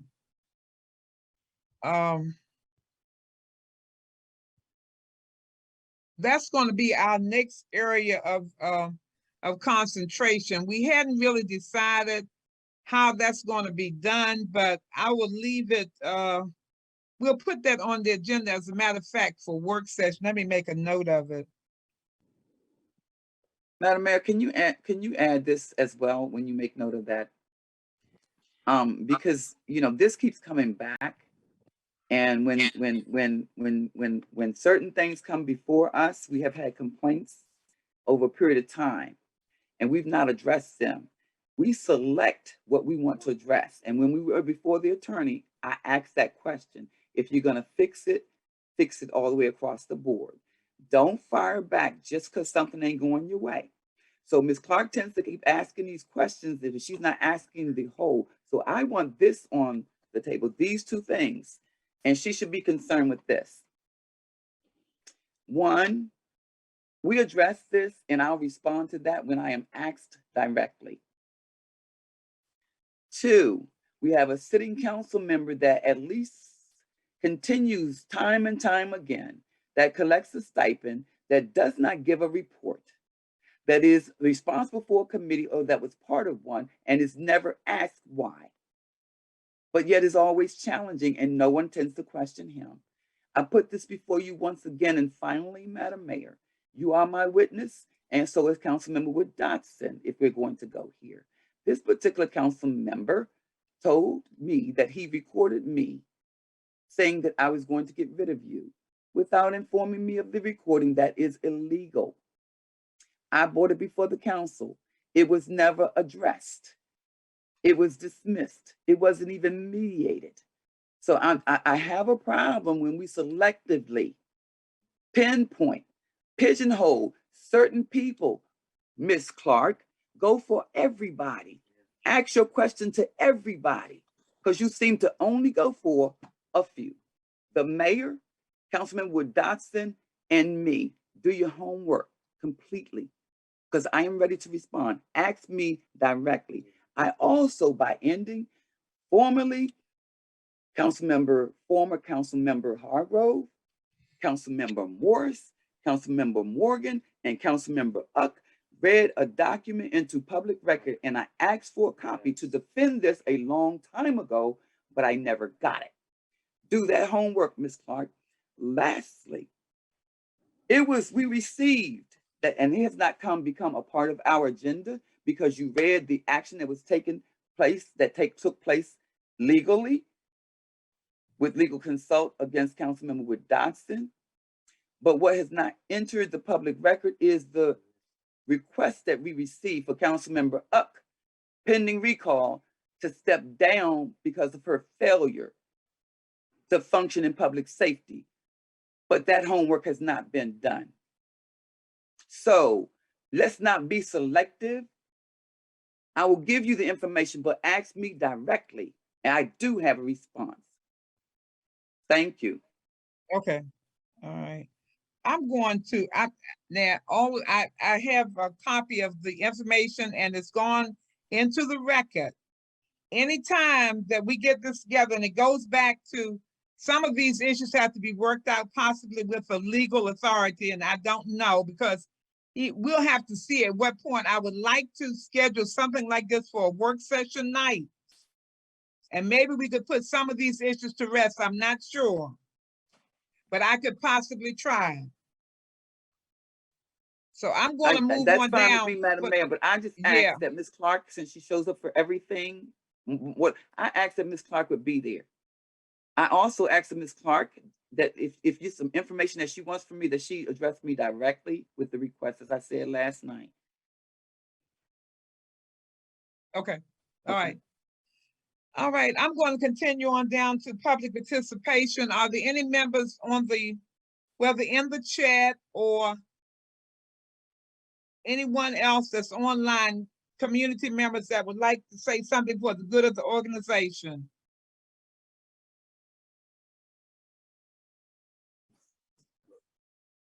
Community members? I see Mrs. Syfax. You could go first, and then Mr. Barnhart.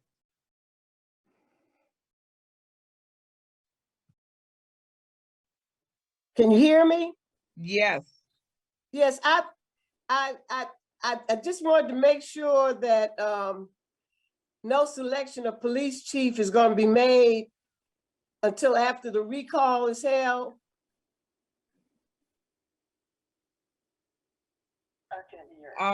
Did you want me to answer that, Ms. Syfax? Whoever has the answer, yes, ma'am. Okay, well, see, we haven't gotten that far along in the process. So, you know, that's something that it's going to take. It's a complete process, and you know, you have to get the committees together, and there's a lot that goes along with selecting a police chief. So it's not going to get to that point. Okay, so that's a lot different than the selection of the other vacancy announcement that I can't remember who was reporting, but they said that they were in the process of making a hire already. Oh, no, that was because of the fact that with the public works, they are short, and because of inclement weather, we like for them to be staffed because they have a lot of assignments that's hard for two people to do. We actually have 3 public workers, and then we have a truck driver. And so it's hard when the weather is inclement for them to keep up with the schedule. And then you have other factors, you know, naturally you have trash issues, they can keep up with those, but in case someone has to be out ill, then you don't have coverage. So that was the reason why they said, that someone would have to, we need somebody immediately for public works. Because the last person, we had 3 people, and the last person is no longer with us. So that's why that came up. Okay, and just finally, in terms of the projects at 711 Eastern Avenue and 737, I guess it's 61st Avenue, we really would like a project description in addition to illustrations and pictures. And we just like to know what programs are funding. We really need to be fully informed to make an assessment, and we've requested documentation in addition to illustrations. And I'd just like to put it on the record that we're asking again. Thank you. Okay, thank you. All right, Mr. Barnhart. Good evening, Mayor. Good evening. How are you doing? All right. Can you hear me well? Yes. Okay. The first thing I would like to ask and address is the issue that was given to the ethics board about Councilwoman Up and her position and being the liaison of the police department and asking for her removal. Now, we understand that the ethics board member, Ms. Webb, has stepped in. In any case, and maybe you can answer the question, or maybe someone else that has the information to answer the question. In any case that happens, what is the next step for that? Because basically we have an issue that's just hanging in the balance and nothing been done about it because we don't have an ethics board in place right now. So Okay. that's my first issue I would like to address. Okay, you want me to answer that now? You want me to wait? I can answer that now. Okay, no problem. Yes, ma'am. Okay, that the vacancy on the board of ethics, and I had so many issues lined up here on my table trying to include everything. I probably didn't make the announcement that Mrs. Webb has resigned. She's no longer with the ethics board. So I've been putting together, I've interviewed one other citizen that could possibly take her place. She might be able to, once she reads the documents, and she'll decide whether she's going to take her place, but I need to present her to the council.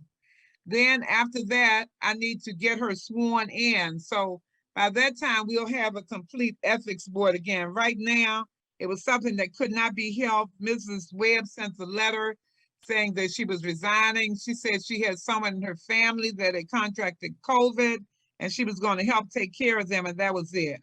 So, that was beyond my control, it was beyond hers. So I just accepted and told her thank her for her service. So now, if this other citizen agrees to join the board, then I can present her to the council by the March meeting. And then from there, we'll be able to move forward, to have that board back together.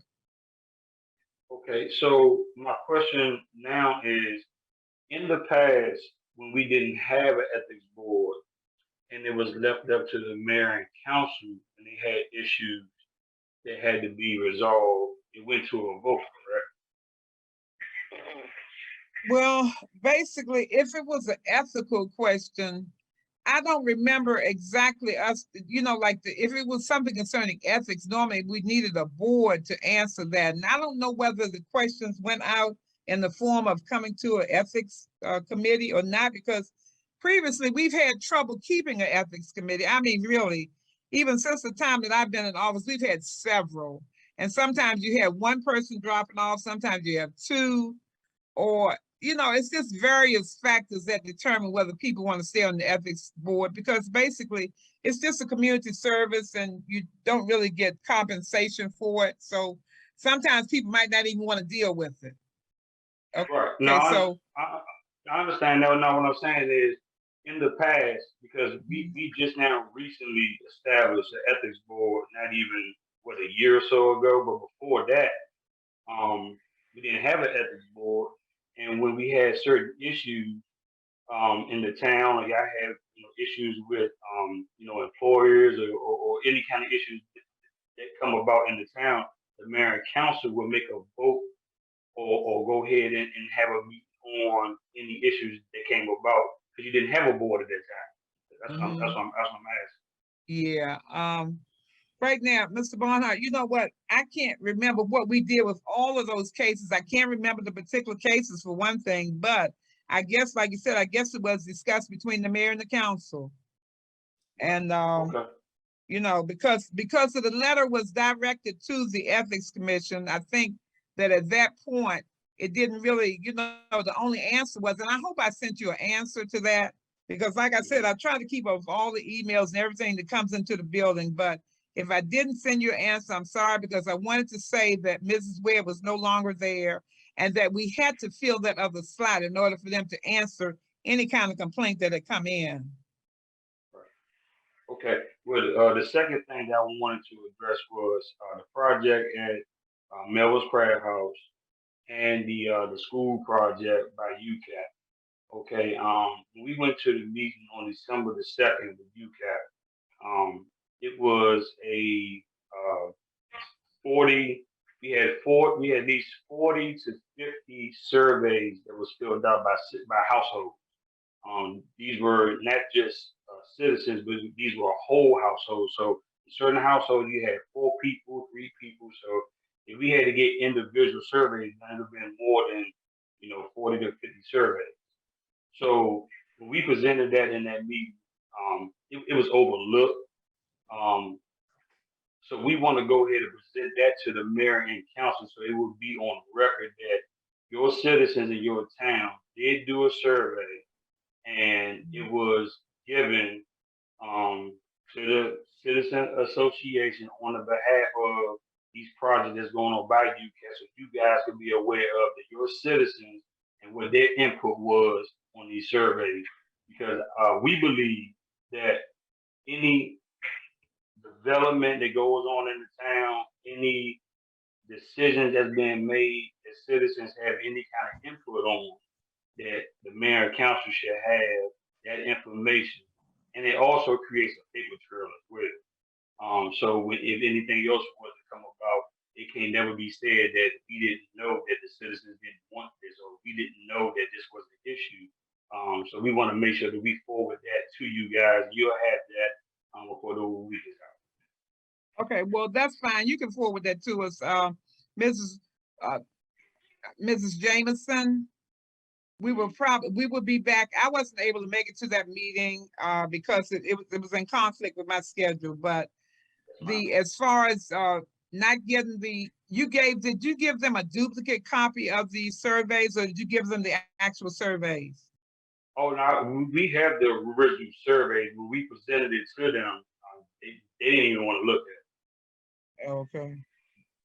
They didn't have no interest in that. They were focused on selling us the whole concept of what the project was going to be about, and it wasn't clear on what was going to actually take place as far as it being a senior living facility, or it was going to be a low income facility. It wasn't clear to me. It was 3 different languages that they use about this facility. So we think that forwarding those surveys to the mayor and council, and you guys, like Ms. Apak said, getting a written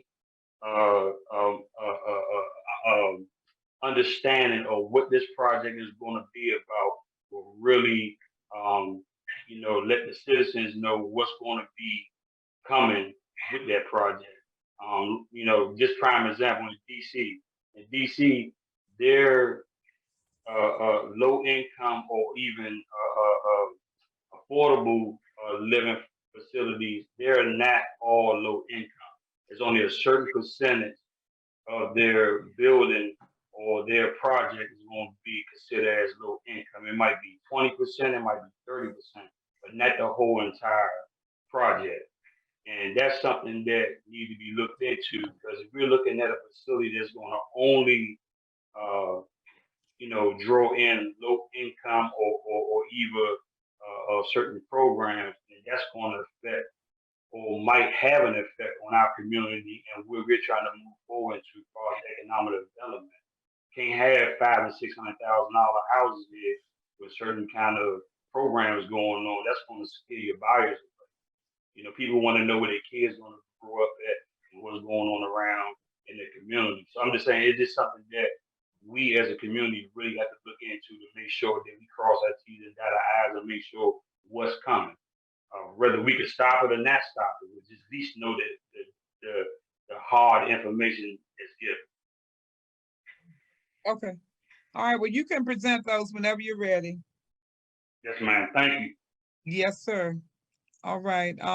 Is there any other member of the community that has something for the good of the organization? Miss Nancy Saxon would like to have a question.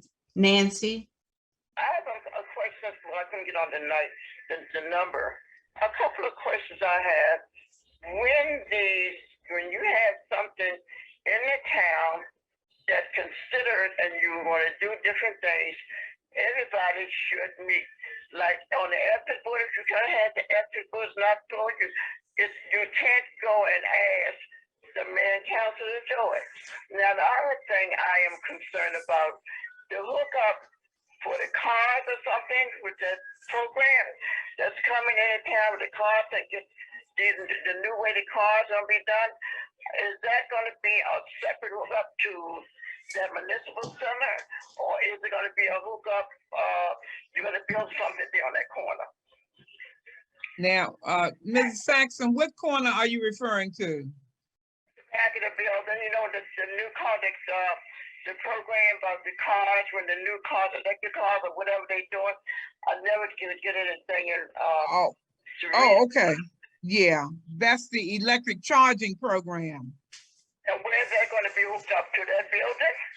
No, not to that building. It will be hooked up to a Pepco line that's adjacent to the back of the town hall. It will be in the back. It won't be on the building, it'll be sitting out there, Yes. that area. Uh-huh. It'll be away from the building. That's Yeah. the thing. You know, and the other thing is, if people go back and read when the town was incorporated, there's no alleyways. That alleyways is in that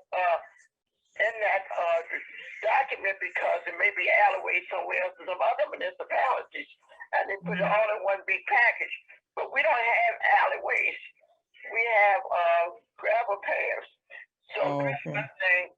I think that's what stops you all from getting money sometimes because there's no alleyways. That's one of the things that I am like. And I would like, if you got openings, why don't the town send out a list to all the citizens in the town, what openings on what boards and what you need to do and what you had to volunteer to come and be on it. Because I know you got a lot of planning boards you got to fill, you got the ethics board you got to fill, and you got a lot of boards you got to fill. Right. They did talk last night at the meeting about the house around there that's got an $80,000. What is it? The house on 57th Avenue or something. The house around the corner. Lethbridge House. That's what I think. But the house was on that corner on the agenda for the county last night. They did go over that at their meeting, but I never heard. They didn't. That must have been 59th. Was it 59th Avenue? That was on last night. Okay. Okay. I have to ask John Peter since I work with them. And something else the thing is, why is it every time I turn around, somebody go down there with this monument? There's this monument, they don't like the way it looks, and they put a penny and money in, like $12,000. You need to get it set up right so they be right. And because every time somebody go across it, they want to fence. They don't like the way they look. So you need to get somebody to work with that. And that's about the only thing. The other thing is that, let me ask this. My understanding, if you are going to recall anybody, you got to have everybody at the table. You just can't come in because you don't like this person or don't like that person. And I'm talking about Mr. Barnhart.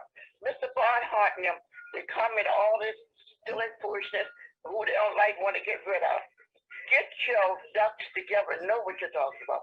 When you go before the council, you have everybody at the table.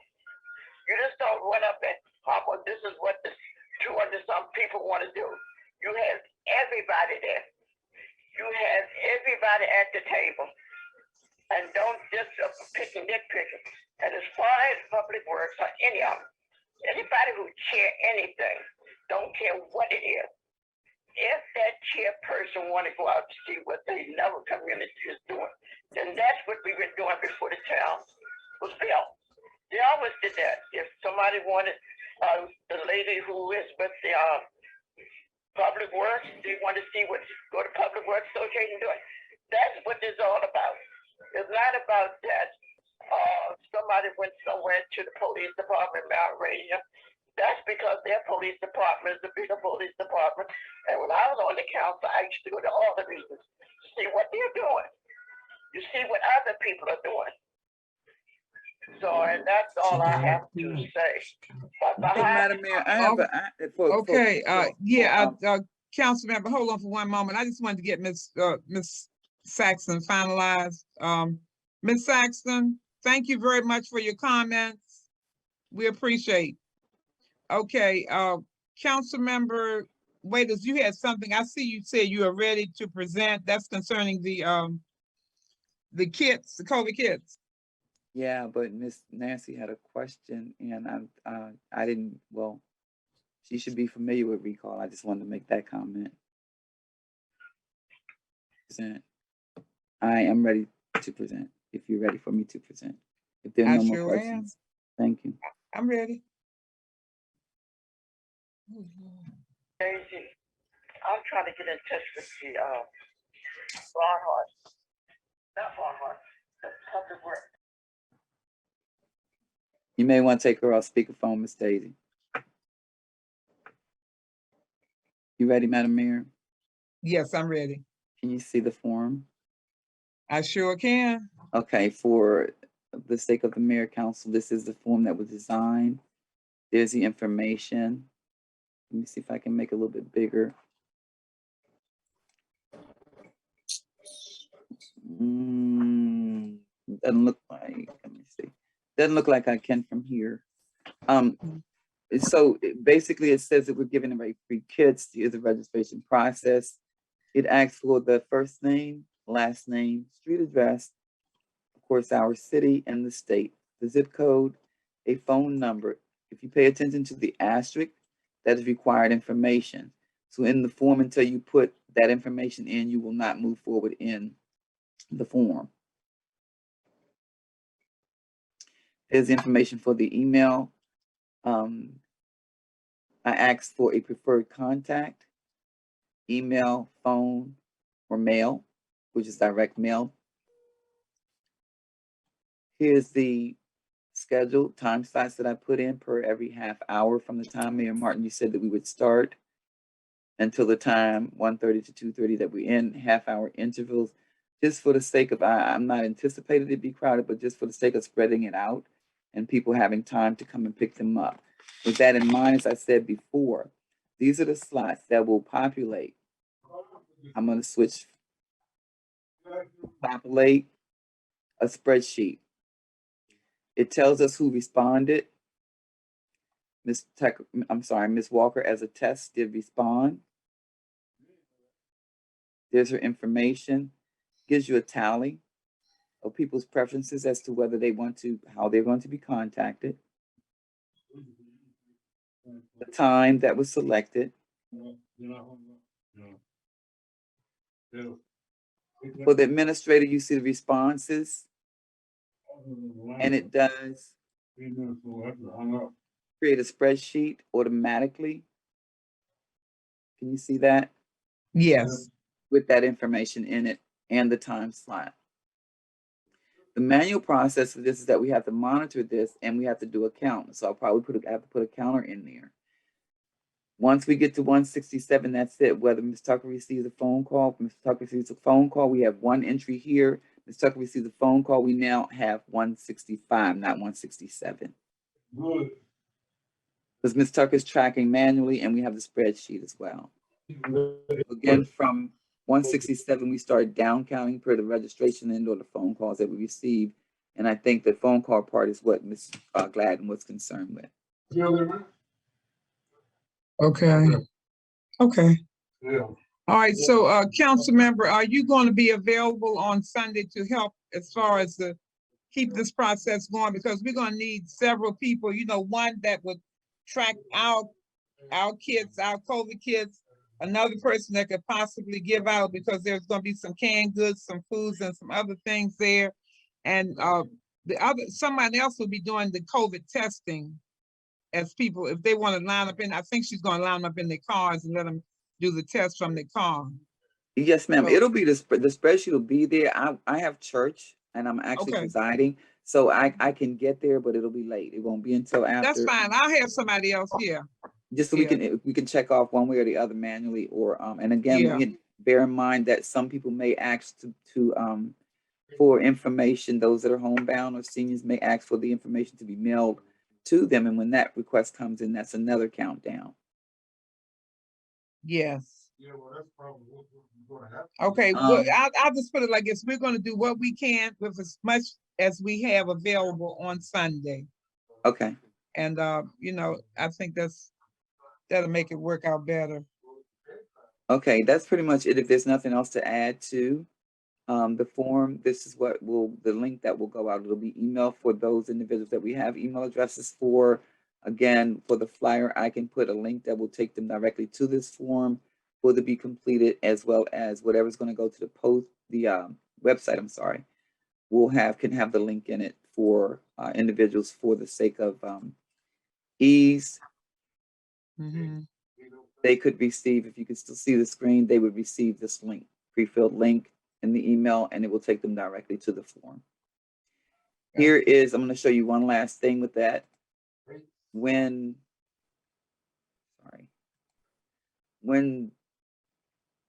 someone does go to the link, this is the first page that they will see. As I said, because this is my account, you see that. As I said, it gives the information, and next takes the person to the information where they must fill out. So again, these asterisks mean that they must enter that information. That's the information that we're capturing. Okay.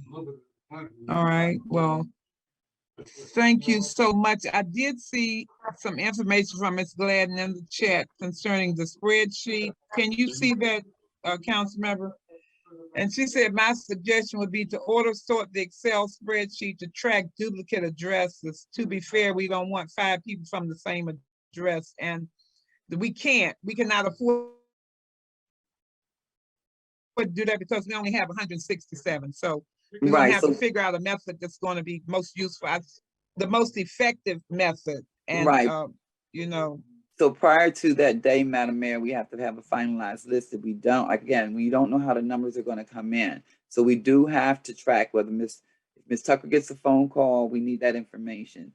The spreadsheet will not allow duplicates because we're tracking in that. So I thank you once again, Ms. Gladden, because those are logistics that we have to monitor.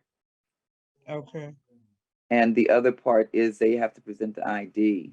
I'm not mandating that, but that is a way to, once they put the address in, not to prove that they live in the town of Fairmount Heights, more so than to say that that particular person that made the reservation has presented the ID to say that that's who they are, because we didn't say we're going to allow somebody else to pick up a kit for them. Yeah. It's, you know, but that's all I have. All right. Okay. Well, Does it thank answer you your very question, Ms. Gladden? Yes, That it answers does. it? Okay, thank you. Thanks. Okay. I see Miss Syfax. I see her hand is raised here. Yes, And this is about the Lieutenant Ivy's report. He indicated that there were over 200 carjackings, and then each year they went to 200. Was that within the town or county? Now, let me just verify that with him. I think he might still be on the line. I'm on the line, Mayor. That was in the county. Okay. Oh, okay, because I was about to say, we got a Okay. real problem. Yeah. Okay. I might not go out Good. again. Right. Does anybody want to buy my car? Right. Okay. So it was All only, right. so in the county, it was less than 300 for the whole year. Yeah.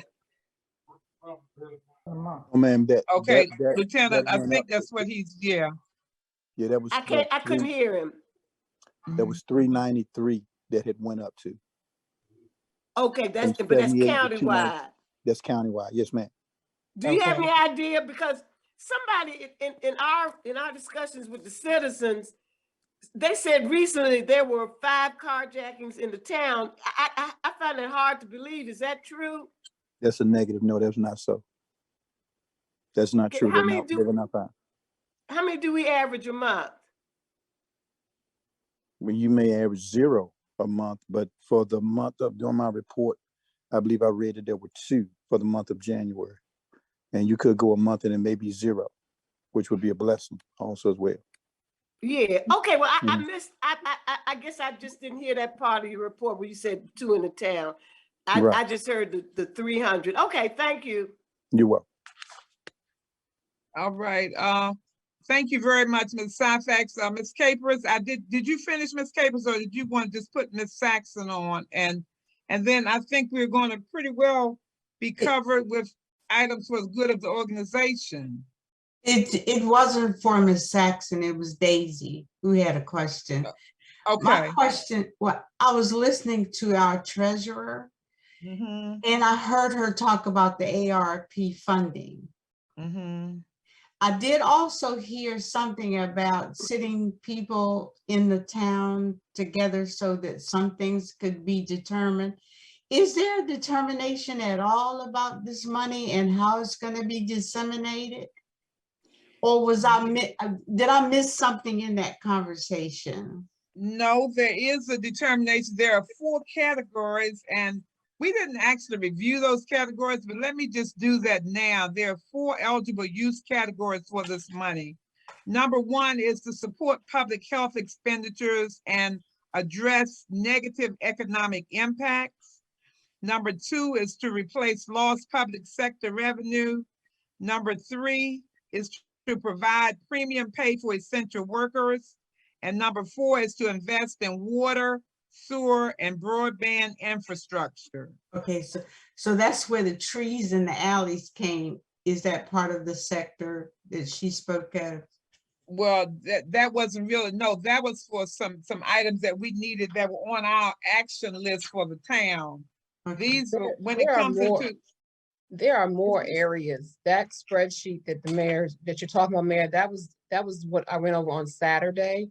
And those areas break down even further.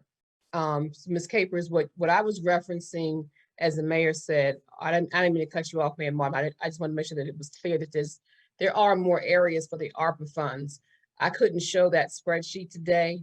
And that's what I was saying. We're going to have another meeting to be able to go in more depth about the ARPA funds, what they can be used for, what they can't be used for, because those areas are just for revenue loss. But then, in addition to that, they give you areas that you can use the money. The tree removal and the alley cleaning, that's something totally separate. Although, like the mayor said, one of the areas you can address would be the water issue that you have in the town. So the trees and the stuff impact that, but it's a bigger project than just the trees and the footpaths or gravel paths or alleys, whatever you guys officially call them. Okay. So those are 2 separate things. Okay. So that means, are we hiring someone to help us learn how to disseminate that money? So at the meeting that we had, the council did not decide to use a consultant just to talk about how you can use the money, because they've been having webinars ever since September. I've been attending them ever since September to tell you how you can use the funds, how you can't use the funds, what reporting is about, what reporting requirements are. It's not just open just to treasurers, it's open to everybody. And so some of the council members, I believe, have attended them as well. What the council said is once they decide a project, if they need a consultant at that time, then that's when they'll consider using a consultant. One of the things that I shared with the council is when this process started over a year ago, at first they said we were going to get 1.4 million. And we all know that we didn't get that. They came back and said you are approved for 75% of your budget. And so our budget at the time was, I think, 809,000. So we were approved for 660, I think. So whatever project we decide to do, that's the max funds that we have. And what they're recommending that municipalities do is they're recommending that you consider collaborating with other areas so you can have a broader use of your funds and get more done. And they're also emphasizing that you try to put the money back into the community. So you do something that directly impacts the community. So at this point, there is no reason to spend your money for a consultant to tell you what you can find out on your own, which is how you can use the funds. Where you may need to use a consultant would be if you had a project, for instance, like College Park has, they're building houses. that would be something you would need to have a consultant for, because that type of real estate, that type of real estate project, you would need to have someone to help you with that. So we haven't gotten to that point yet. What we're still trying to identify is what's the best use of the funds. And that's going to include the citizens as well to talk about that. What's the best use of the funds? What will be an opportunity to, again, pour back into the community? Okay, so can I ask for an inclusion while I'm talking? That we have someone who comes to our town and help us to put policies and procedures in operations so that when I come, I can have something to converse with somebody about legitimate. When I say legitimately, we have a lot of stuff like I've called and said silly things like, I need some stuff taken away from my house. There's nothing to say that somebody should have wrote that down and given it to somebody so that I could actually get what I want done, because guess what? You lose revenue. So I'm saying policy, could you please include somebody coming to our town and telling us how to operate? Because I don't think we're doing a very good job. And that's just my thought. Okay. I will note that that's not a use of ARP funds, but I will note that, and we can have a conversation about that. Thank you. For hire. Okay, thank you very much, Mrs. Capers. I think Mr. Barnhart has I see his message. I'm getting ready to pull my report again, and I'll type it in there. I put my file away. Give me a second. Huh?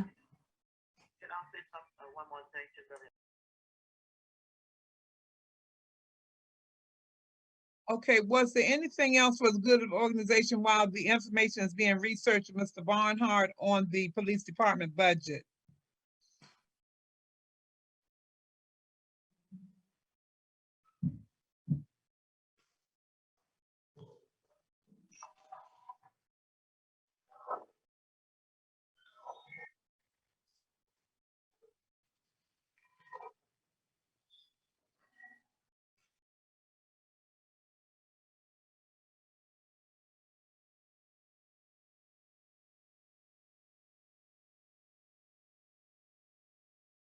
Okay.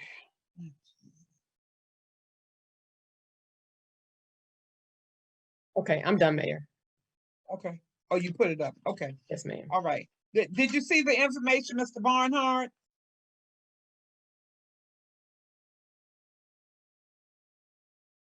No, ma'am. I'm getting to it now. I'm sorry. Okay. Okay. Yes, ma'am. I see it. Thank you. Okay. You're All welcome. right. All right. Well, thank you. At this time, I think that, like I said, we've covered a wide area of most of the concerns. We put out the general information. We've gotten our main agenda covered, and we've finalized for our meeting for February for the year 2022. So if there is no other discussion, yes, Mrs. Walker? I do have just one thing to say. Ms. Capers, you asked a while ago about trash cans for the community. I want you to know I did not forget. I called down to the county and I did speak with Ms. Jones, and she referred me to another gentleman. And so I did put the request in for them to let us know if they can do trash cans, the big trash cans for the town. So I didn't forget. As soon as I get an answer, I will let you know. Okay. All right. And that's it for me, Mayor Martin. All right. Mayor Martin, Miss Gladden, Okay. I'm sorry, Mayor Martin, Miss Okay. Gladden asked another question about the registration form. She has a question in the chat. It's the last question. Okay. Mrs. Gladden, I'm going to need to finalize that with Councilmember Waiters about the registration form. Councilmember, did you see the question there? When will the registration form be sent out concerning the COVID kits? It's ready. I just need to, Okay. to find out. You said the flyer. I just need to put the link on the flyer. Whoever's creating the flyer. Okay. I asked you about the flyer. You said that someone else was doing it, so they just need the link. Yeah. It's ready to go on the website. Unfortunately, Ms. Rumi wasn't here, but it's Mr. Gray is here, It could be placed as soon as the flyer is ready, it can be placed on the website. I mean, Okay, I'm sorry, on the television station. okay. So could you please possibly send that link? You could probably send it into Ms. Tucker tomorrow because we have a few things that are really on the front burner to to get out of there by tomorrow. I will. Okay, so Okay. yes, I'd appreciate that. All Okay. right. So I think that just about wraps it up for this evening. I want to thank everyone for attending. You all have a wonderful night and we'll see you again soon. May the peace of God be with everyone. And at this time, I will accept a motion for adjournment. So move. Can I get a Second. second on that? All right, it's been properly moved and second that we adjourn. All in favor? Aye. All in favor of? Aye. Okay. The ayes have it. Any nays? Excuse me, Mayor Martin. Mm-hmm. Who Yes, seconded ma'am. the motion? Who second? I heard several voices, a lot of Okay. voices. I did.